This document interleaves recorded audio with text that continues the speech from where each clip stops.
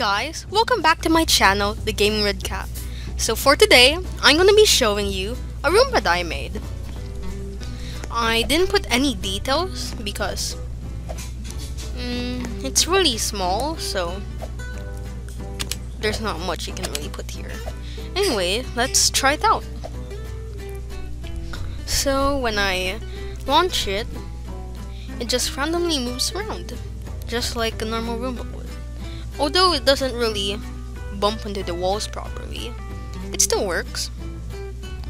Anyways, there's something even cooler that you can do with this Roomba. So if we get some spears, like these, and then pretend they're dirt, let's just put them around. And now if we try it again,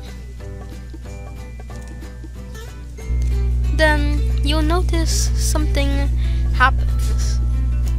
It's basically like how a Roomba takes in dirt. Just like how a Roomba cleans stuff. Although it just gets detached right after, but it's still pretty good.